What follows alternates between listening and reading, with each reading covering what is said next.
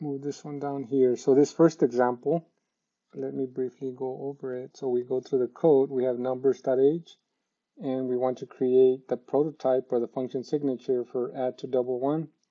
Return to double, so double, the name of the function add to double one, and it accepts a double num parameter, semicolon there. We go to the CPP, make sure we include numbers.h at the top, and then we go ahead and write code for double add to double with the parameter double num, and we simply add 0.3 three times to the incoming parameter. So, and then we return it, right? So num plus 0.3 three times and return it. Once we do that, then we can go and create a test case. And I guess I'll run this to show on the video that it failed, right? And again, just to show the inconsistencies of working with decimals in any language. So we let it run.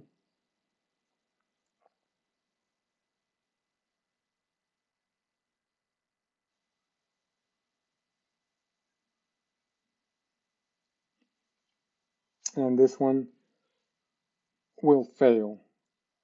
Even though to our eyes we'll see like 0.9 on both sides of the comparison operators, but just to show you that you have to be very careful with this.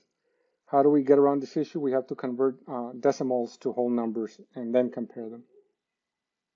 And that's math, right? Like this, you need to multiply by multiples of 10, and on this side too, and then you could compare it.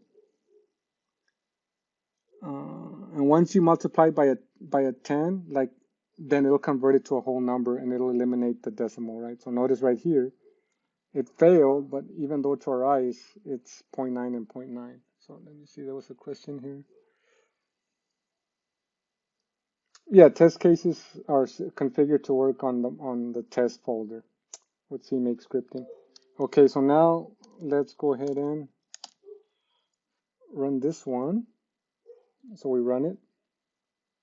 Let me close this door.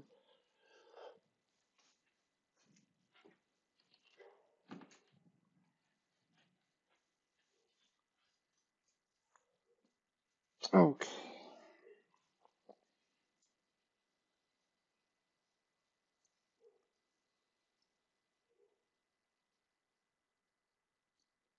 And it's building.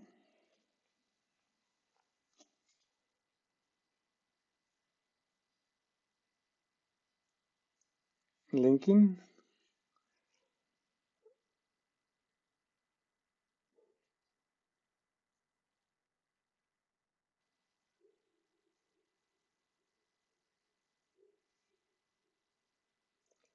And notice now we're all green. So up arrow space dash s enter. I eliminated this one because this one will fail. I've already explained how to fix it. You multiply by the integer 10 and it'll convert it to an integer, eliminating in the decimal portion of your decimal, and then you'll be able to have a true comparison of whole numbers. But notice this one passed. So that's why I'm saying like there's inconsistencies with decimals. So you will have an assignment like in a week or two where you have to convert a double to an integer or a whole number. And to do that, you can simply just go to Google and type how to convert a double to integer in C++, and you'll get like millions of hits. Okay, so that was one example. So we go to the next example up here, and we go and talk about the keyword auto. So, okay, write int value return function named auto int with no parameters. So simply like this. Go to auto.cpp, include auto.h, and then in here, function auto creates an auto variable named num, so auto num with value 10, so meaning set the value equal to 10. And notice what happens. So auto, what are they trying to accomplish here? So we call in Python, in Python you can simply say num equals 10. or you can say num equals Joe, or num equals 10.5, and behind the scenes, Python knows the data type you're working with. Well, C++, since 2011, and modern C++, they're trying to compete with the Pythons of the world. So they couldn't just allow us to type this, because then that would break legacy code. So then they came out with this keyword auto. And notice if I hover over the num, then it tells me it's an int, or a whole number. If I set it to 10.5, then it detects that it's a double or a decimal number. If I set it to a character, it knows it's a character.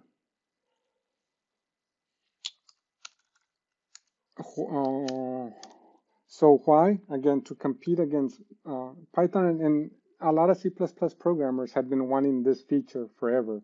So then they got it in C++ 11 and on. So what do we do with this? We simply return this. And what's the test case? Oh, the test case, we're just going to test to make sure that the function returns the number 10. No. So once we get to main, then you'll see that you can also use it as a regular variable. So when we get to main.cpp. So the question was, do you need to put it in auto int, right? You can always use auto. There is just, what word am I? It's convenience, right? It's for convenience. And then you don't have to worry about determining the data type. C++ will. And as the coding gets more complex, like if you're using C++ library objects, then sometimes those objects naming convention is like very weird. So then we just let auto take care of that, and it'll make things a lot easier for us. Okay, so let's go to the test case. So again, so let me come here.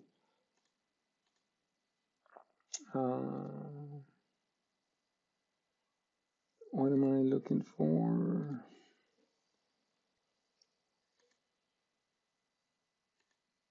Not that one. I think it was here actually, right? Let me see here.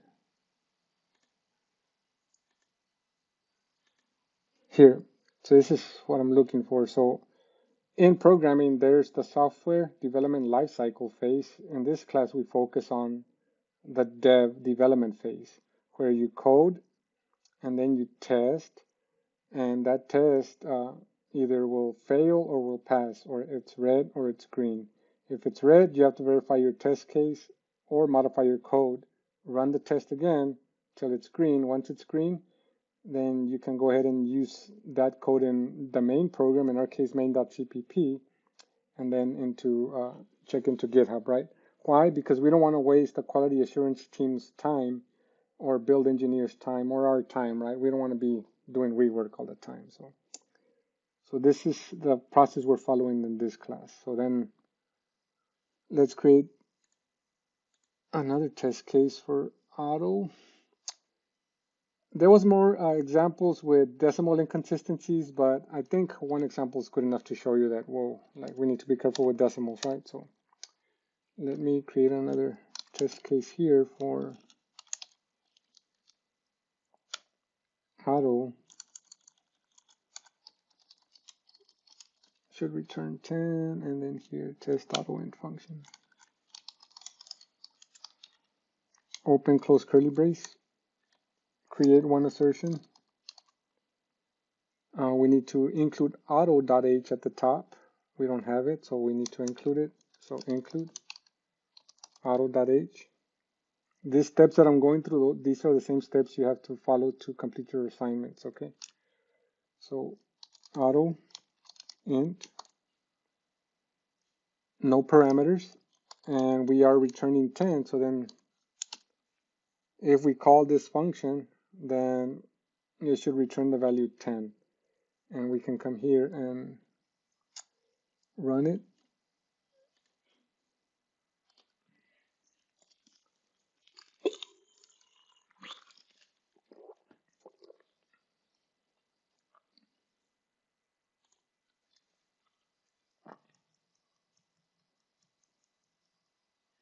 And it's building. So again, auto is to tackle Python, right? Because Python, I mean, newbies just start writing code and they don't necessarily have to know about different data types, right? I mean, Python takes care of it for you. And when you use Python, you need to know about configuration. You need to know about, well, I guess just idle, right? Like the development tool. But you don't have to know about utilities that support the compiler to run C++ programs and test cases. So notice green is good. So up arrow space dash S enter. And the function autoint returns 10, and we see here that 10 equals 10. So that's good. So now we're green. So now we can go into main.cpp and write some code. Explorer. We find main.cpp for auto right here. We need to include auto.age, include IOStream,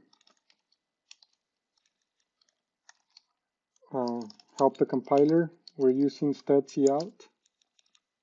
By doing that, then we can simply say cout here. And we can say auto int. Oh, auto pointer. How did that happen? Okay, there we go. Fix that. Okay, but before we run the program, we will create another variable, num1, or we can name it num2, right? Assign it 10.5, verify that it detects the data type. Yes, it's a double. Cout num, double quote, \n. \n creates a new line. So it'll print 10.5 to screen, create a new line, and in the second line below it, it'll write the number 10. Okay, so we'll go ahead and run this program.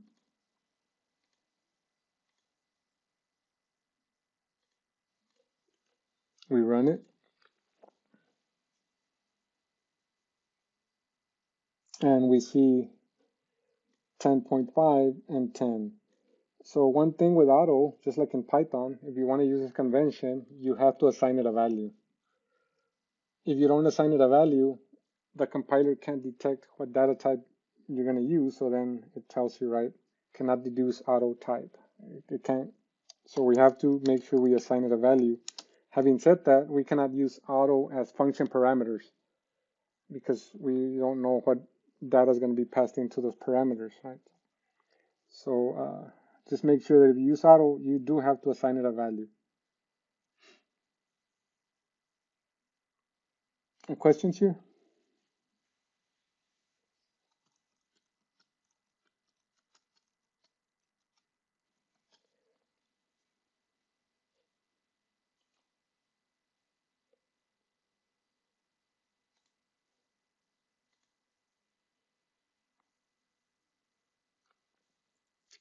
Okay, so no questions yet. Okay, let me think here. Let me see module 2.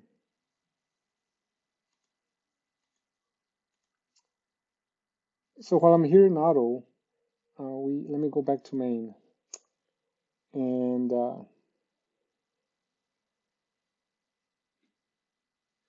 let me make this a number 10 for now. And for now, I'll put this code back. And let me assume that this is all the code we have. And I guess we can leave the includes there, it doesn't matter. Integer num10. So we come back here.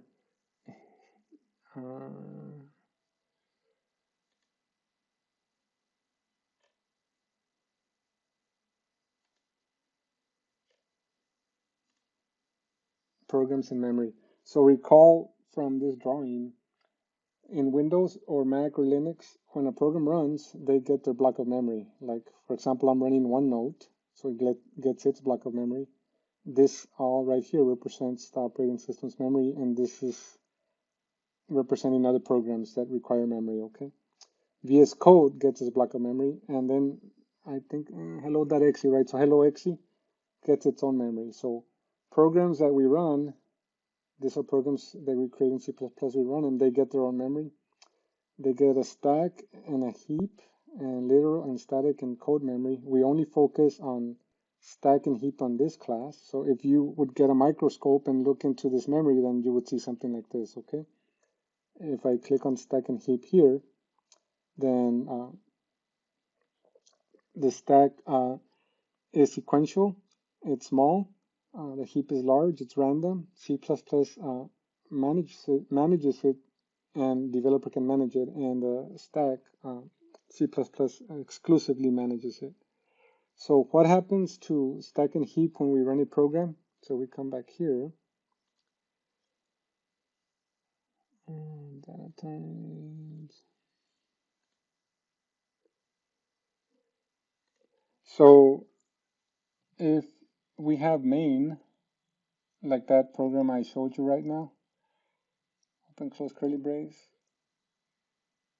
auto keyword, num variable equals the value 10. And when we run this program, we can get an image of what memory would look like. The heap is not used because we are not creating dynamic memory, or C++ is not creating dynamic memory. So then these are memory blocks. Memory blocks are usually 8 bits or 1 byte. Num is an integer, and an integer is saved in 4 bytes of memory, or 32 bits. Okay. When this program runs, C++ allocates memory for the main function, and then we'll assume that this is like some large number x, and this is address 100, 99, 97, 96. Okay, so how does the number 10 look in memory? So 4 bytes of memory. Why 4 bytes? Because a number can be very large, right? So that's why we need all those bits to make sure C++ can represent a large number. So 4 bits. So this is 0, 0, 0, 0, 0, 0, 0. I mean 8 bits. And then 0, 0, 0, 0, 0, 0, 0, 0. And then again. And then 0, 0, 0, 0. 1, 2, 3, 4, 5, 6, 7. 1, 2, 4, 8, 16, 32, 64, 128. So in here are zeros or ones. So if it's 0, then you add the number above it, right? So this is 0, 0, 0, 0. And we want to represent the number 10. So then we need 8 plus 4, that's 12. No, we don't need 4. Plus 2, that's 10. So we need 2. We don't need 0. So then this would be 1, 0, 1, 0. And that represents the number 10 in memory. Okay, and notice 1, 2, 3, 4 bytes. Are we going to do this for this class? No, that's too much. You'll do this exclusively when you get to assembly language. In this class, we'll represent the numbers, and we'll say this is address 100 and the number 10. And then this is address 96 and maybe some other data there, okay, integer. So we'll work with numbers that we are accustomed to seeing, okay? But I want to make sure that you all understand that when main is running, number 10 is loaded onto memory. Memory for main is in memory, and when our program exits, then this memory is released to the operating system, and this memory that main has is released to the operating system, and the operating system can assign it to other programs requiring memory. Okay, and we will be creating this type of diagrams from now on, so that you all can get a very good idea of what's going on when you run programs. You don't have to worry about knowing binaries or hexadecimal numbers or anything. We don't really care about that. We just want to work in a high level manner here. C++ is high level. Once you get to assembly language class, then you'll get a lot of exposure to binaries and hexadecimals.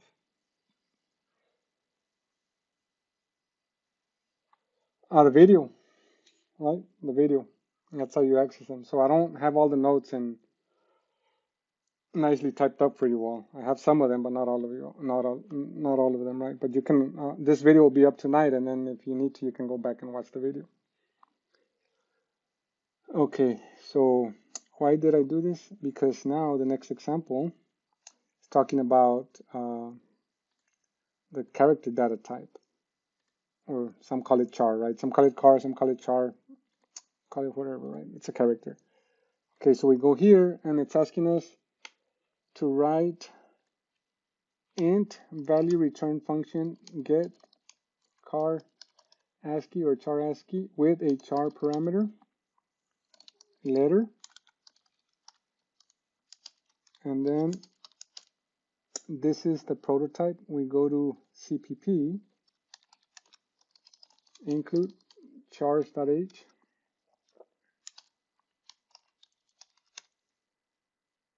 and this function, what does it do? It returns the ASCII value of the character.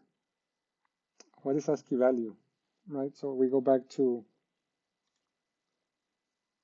here and say we have main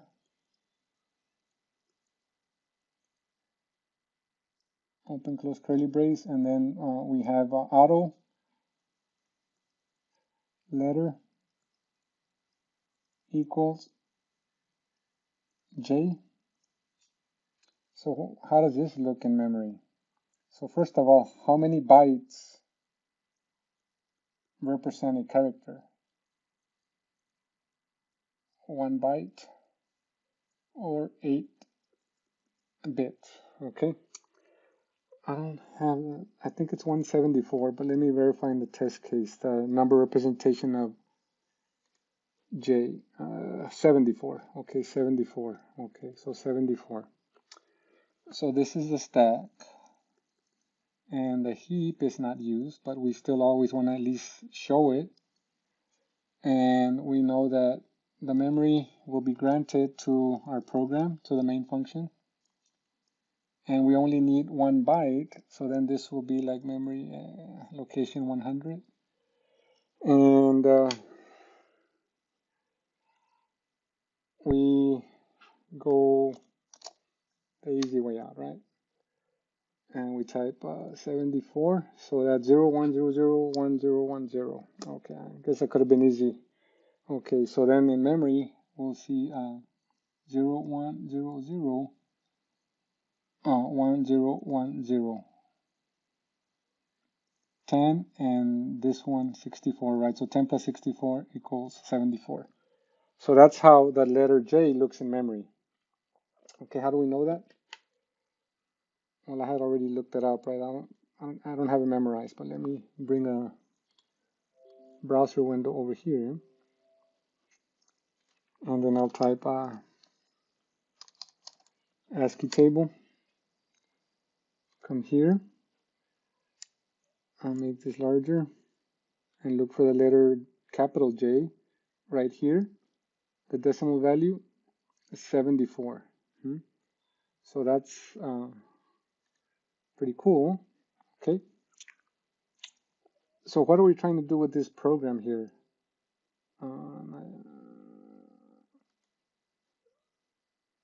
Return the ASCII value of the character. So what do we draw here? We diagrammed number 74, but this is a character type. But now we know here that characters are represented with whole numbers or integers. So then we can say, well, maybe C++ is smart enough to know that if I simply say return letter, then it'll convert it to its ASCII representation without me writing any special code. Like the compiler behind the scenes knows how to do that. And how do we verify this? Well, we write a test case, the easiest way, right? So we come here,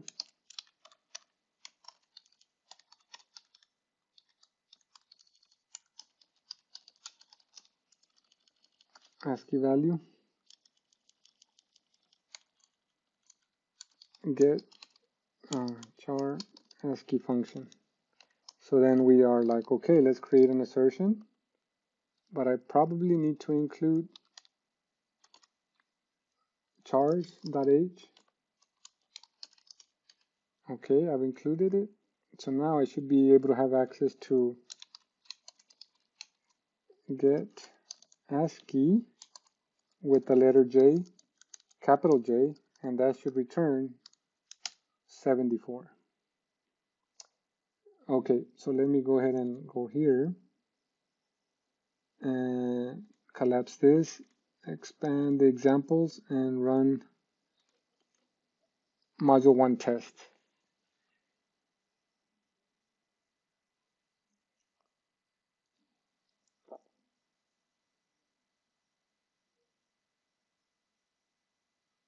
And it's building.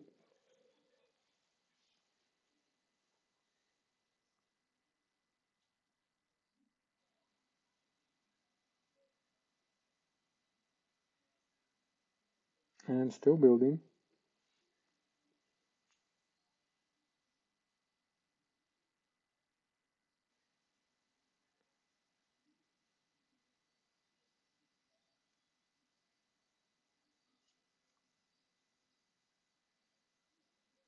A linker.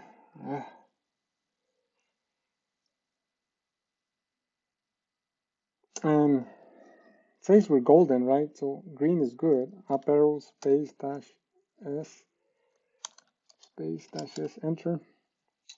So look, get the char ASCII of J equals to 74. So at least the compiler gives us a freebie there, right? It does a conversion. All we have to do is return a character as an integer, and it'll convert it to its ASCII value for us. So letter O should be 111, and I'll go ahead and write the other one, 101. So letter E should be 101, and we can verify this here. So 111, let me see here, that's not what I'm looking for here. 111 decimal, letter O, 101 E, right? Decimal value. This was the octal value. We don't want that. And now I can run this again.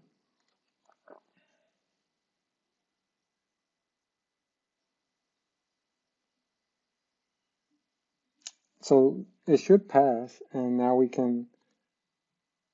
verify that yes, this is what the that's if we were able to have superhuman powers and look into the computer's memory, then that's what we would see.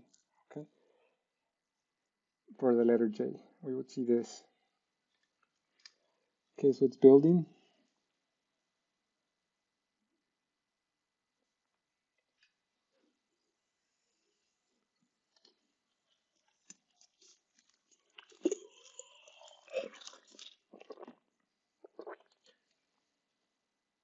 Linking.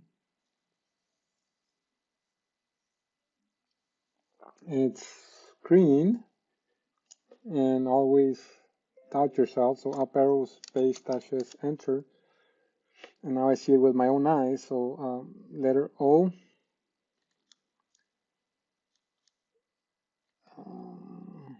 111 right here, right? So get char ASCII 111, 111, and E is 101. So now we've verified the ASCIIs are a representation of characters.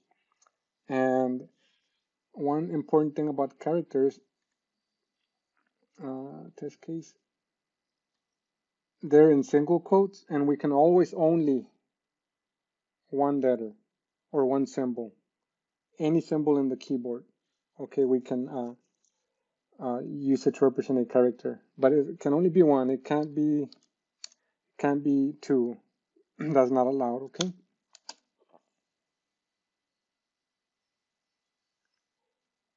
Yeah, so after you go up arrow,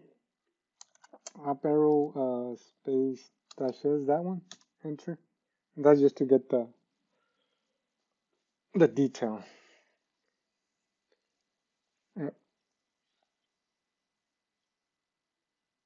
So any other questions here?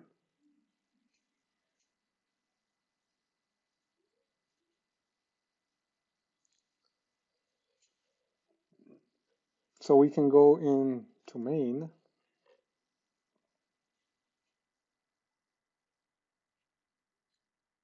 Source main. And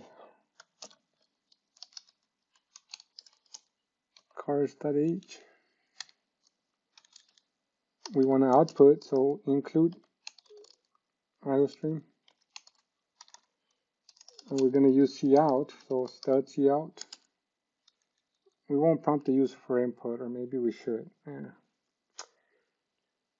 Okay, create a character variable and display it. Okay, so we can use auto letter equals a cout letter new line, or we can do character L,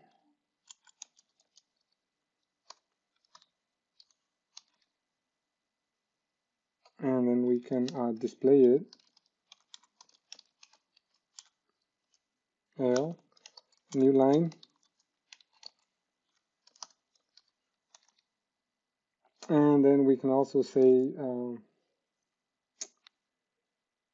maybe cout get character ASCII for the letter A, and then we can say letter A ASCII value is, notice here with cout you can display different types as long as you use this stream operators. I know I've mentioned it before, right? But sometimes students overlook this. And then now I can run the program, so it'll display the letter A in one line and then the number 9 in another line, and then letter A ASCII value is whatever its value is. I don't have it memorized, so we can run it. src examples,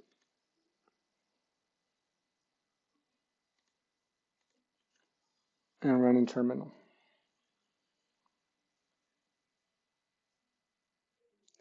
So down here we can see it outputted the letter A and then the number 9 in a new line, and then letter A ASCII value is 97 for us. So questions here?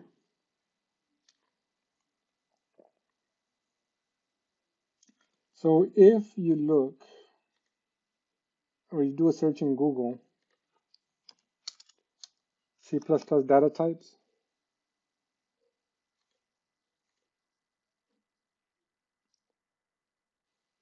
and 1, 2, 3, 4, 5, 6, 7, and look at all those data types, like at least maybe 20. In this class, we will only talk about integers representing whole numbers, doubles representing decimals. I'll talk about a little bit about characters.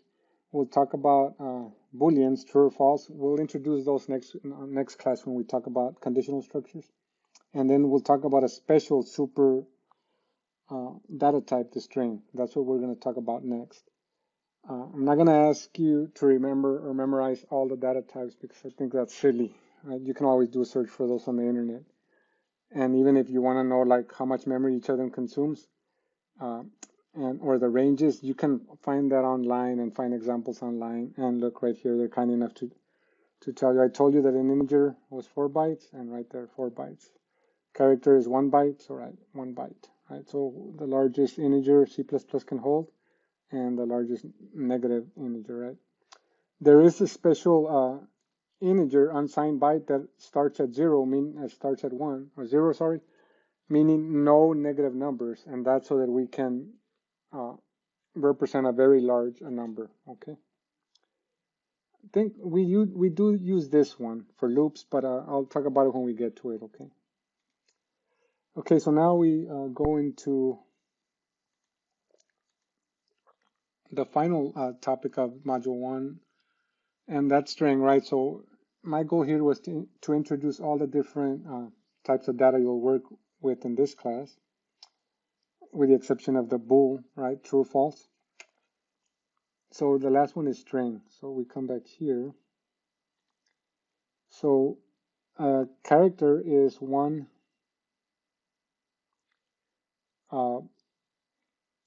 letter, and a string or symbol or any number, whatever on the keyboard. A string is a sequence of those, okay? And the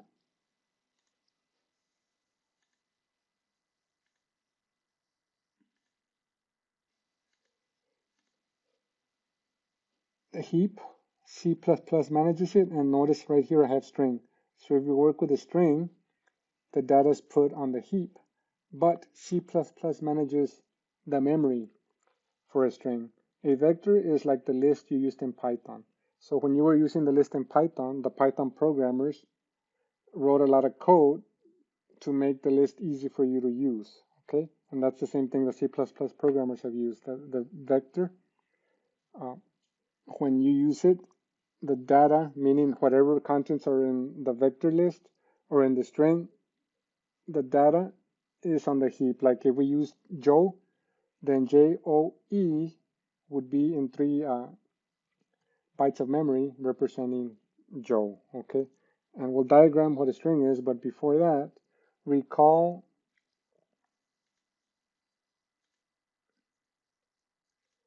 in C++, you have the core language, and then you have the C++ standard library.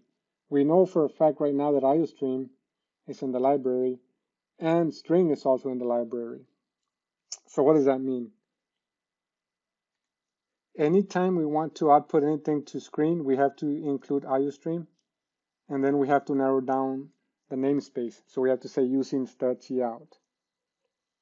Why? Because cout is in the standard library. It's functionality that is available for C++, but we need to tell the compiler that we want to use it. That's the same case for strings. So if we come here,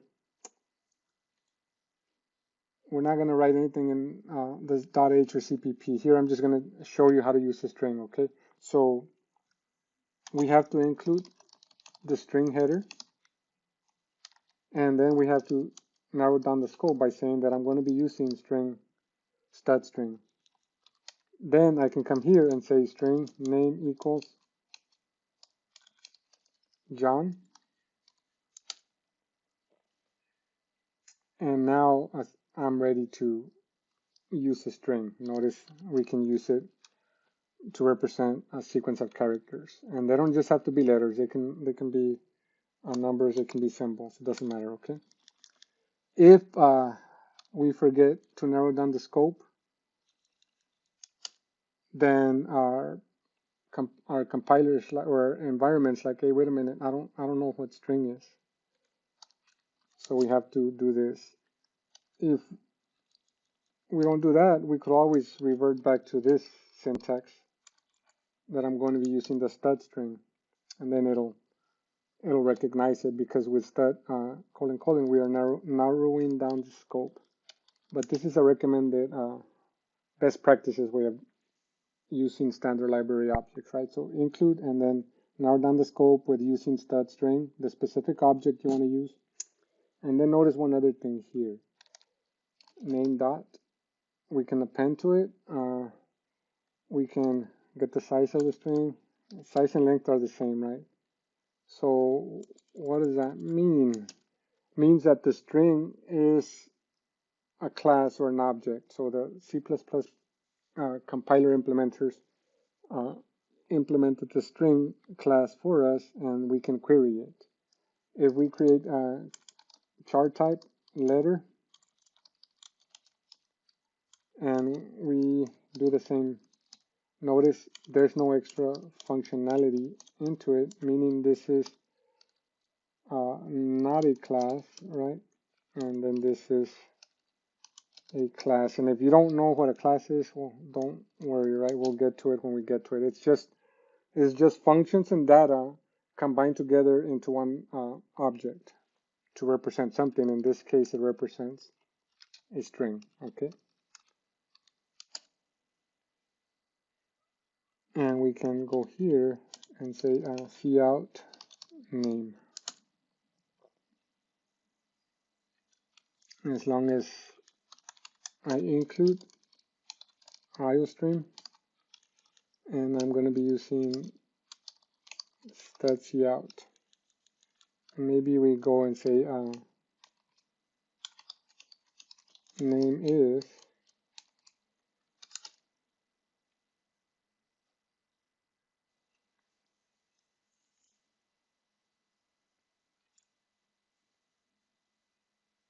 okay. So let's go ahead and run it, and then we'll go and see how this looks in memory, okay? So, but first, let's go ahead and run it. Run in terminal.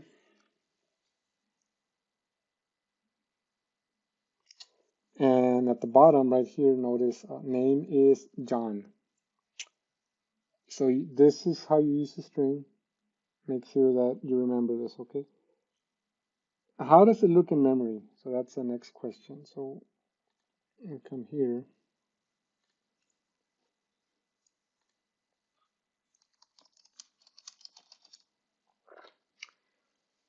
So we'll assume, I'm not going to write the whole code here. We'll just assume that we have all the includes set up, and then I'll simply say string name equals John.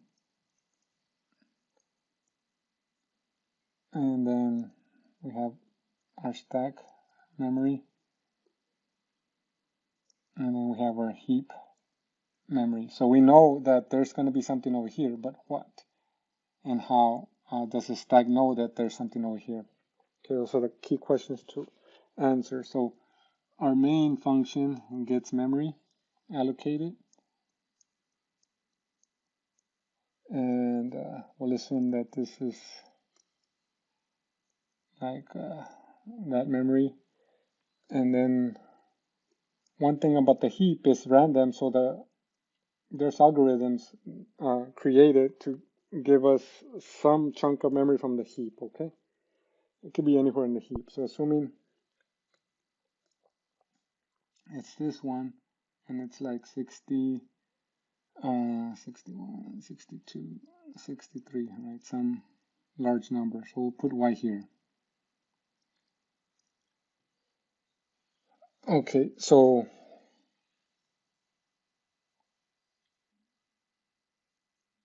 what goes here? And then what goes here? So 1, 2, 3, 4. So 4 maybe, oh, okay, so I wrote 4 because J, O, H, N are on the heap. So the data for the string is on the heap. How does the stack know where the data is? So then what goes here? So some address, memory address goes here, and it's logical that it'll be that one. So then Y 60, and then we draw an arrow to point to it so that we can get a memory diagram of how that would look if obviously J, O, H, and N in binary format, right? But for us, we just stick to letters so that y'all can get the concept of how the memory is working for the strings. Yeah, there is a max for strings, and it depends on the operating systems. So questions?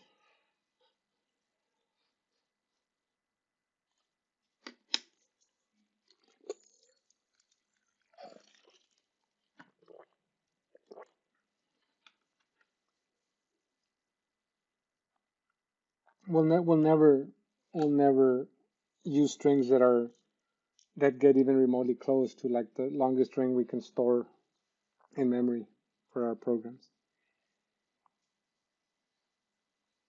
So we go back, and this is a character, a letter or character type. Notice that data is on the stack, right? So if we want to create the same representation, then the letter J would be here, right? So that we can see it, right? And over here, I mean, I didn't do binary because it'll just be too many zeros and ones. But data on the heap, data on the stack, nothing on the heap. Notice nothing's on the heap. So meaning a character is stored on the heap. Can a character, I mean on the stack, sorry. Can a character be stored on the heap? Yes. If we create dynamic memory for a character, it can be created, it can be stored on the heap, and we'll get into those topics later on in the semester. So how does this work, right? So I told you that C++ manages this, right? So I guess we can theoretically say that C++ manages it, but in reality, the C++ developers wrote some code to manage the memory. But we can still say, well, I mean, since I don't have to, all I have to do is say string name equals John, and then magic happens behind the scenes, then I can say, I guess, implicitly the compiler's managing the memory for me.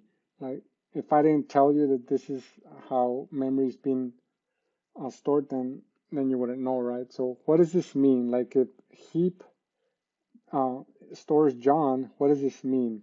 It means that the developers created dynamic memory for us. Those C++ developers created dynamic memory for the string, and it's stored on the heap.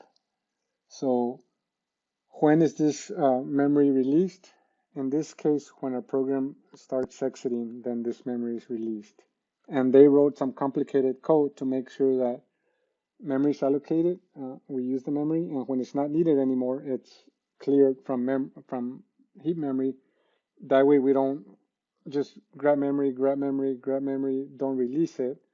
And even though we have 2 to 4 gigabytes of memory, eventually, if our program runs 24/7, we can exhaust the memory and our program will crash, right? So,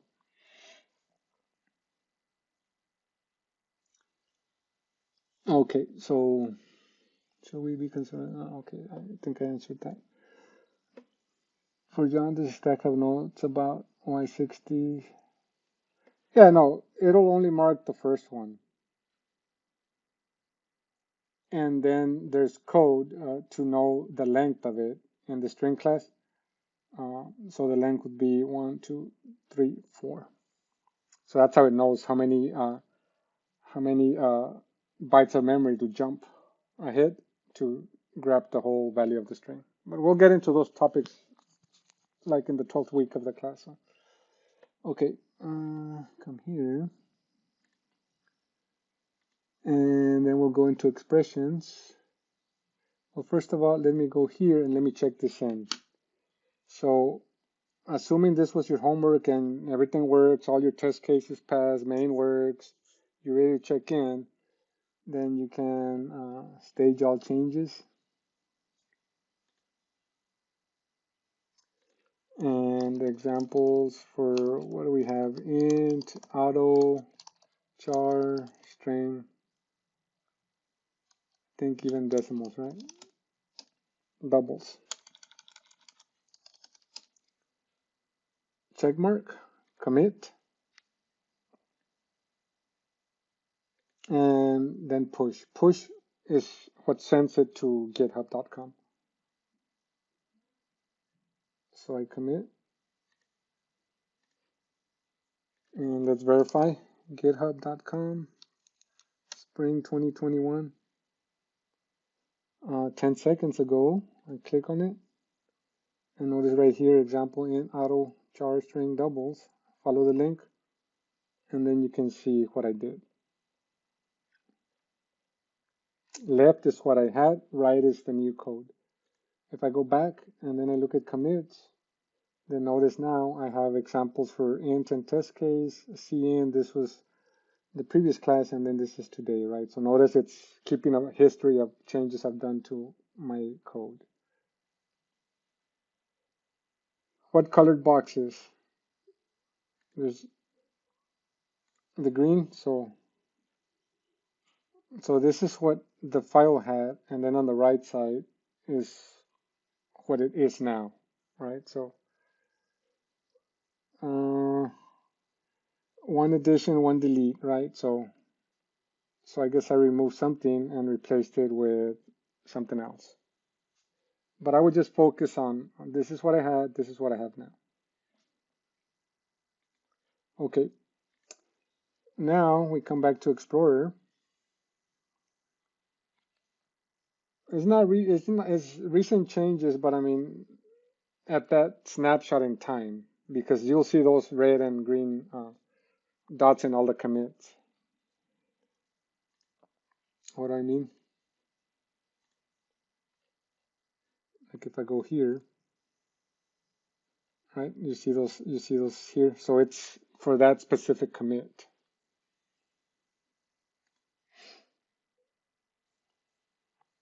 Okay, so let's go on to module 2, expressions. So let's see here. We're going to talk about operator precedence. We have 7 minutes. We can finish this example. So return integer, operator,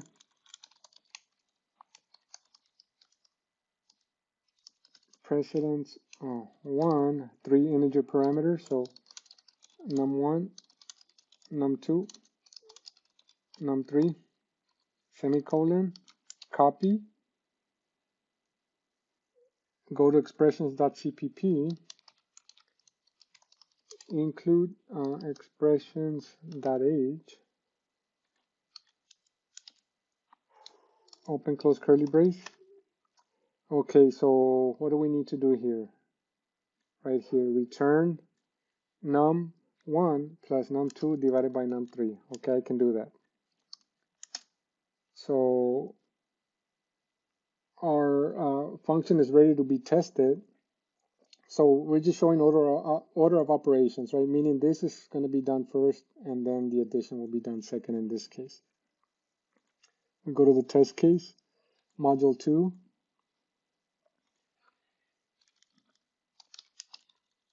Copy that piece, close curly brace, verify operator precedence 1. I'm just going to be precedence 1. Lazy. Order of operations. And we are verifying, right? So verify order of operations. So require something, tab. I need to include something up here.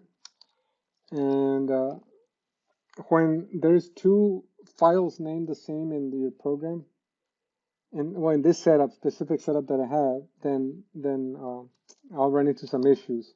So I can't just do this because if I go here, then it's kind of confused.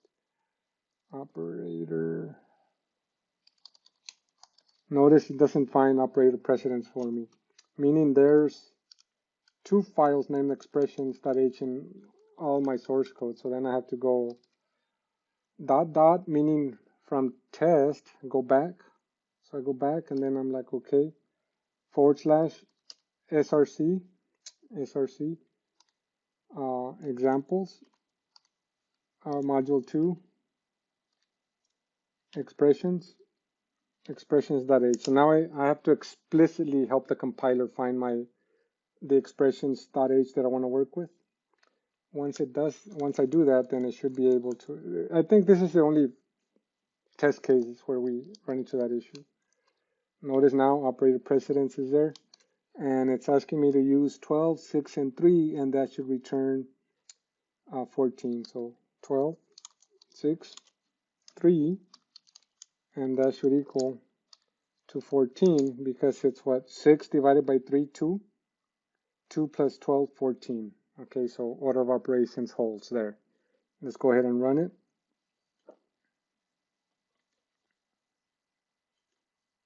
Run.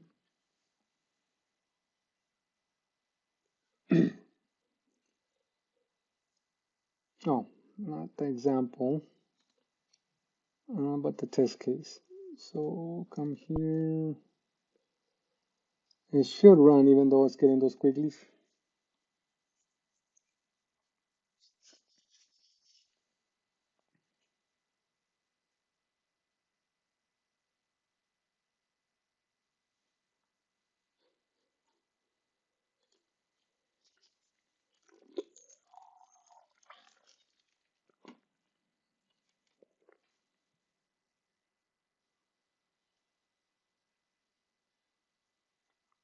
And building.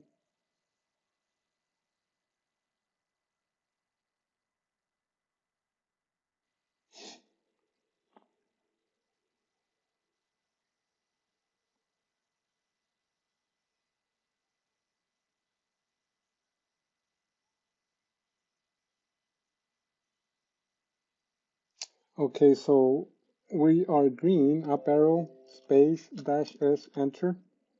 So this one's correct. Okay, so yeah, I think I can finish this one too. So I'll cheat, copy, change this from 1 to 2, copy, go to expressions.cpp, and now I want to use parentheses, okay? So operator precedence 2, and then I need to return parentheses num1 plus num2 divided by num3, okay? So we're just using parentheses to do this piece first and then divide, okay? And we have to create a new test case. I have to make sure that I change this from 1 to 2. I can't have the same name for the test case, otherwise my program will not run. So then I'm saying, okay, 12 and 6 and 3 return 6, right? So 12 plus 6, 18 divided by 3, 6, okay. And then I run the test case. Sorry, I went kind of fast on this one, but it's just to make sure that I release you all on time at 6:50. So if you have questions, I'm here, right? I'll stay here. I'm always available till 7:15. So this is kind of like another office hour. And I know students are having issues with their Mac compiler. So then I'll be here and we'll try to see what we can do about those issues.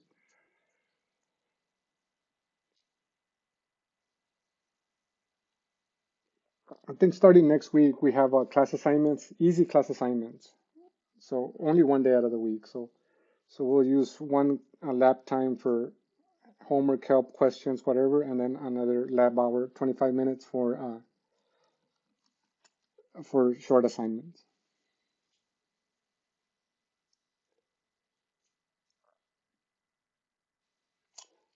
Okay, so what did I do here? I can't believe I did the same thing yesterday. I forgot to change this from 1 to 2, right? So I showed you the best way to create bugs, right? Copy and paste.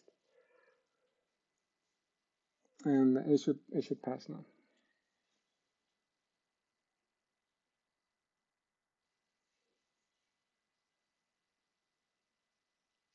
And I've uploaded all the examples for today except for this one, but I will upload it after it runs so that you all need to get that source code and study it, and it'll be there available for you all.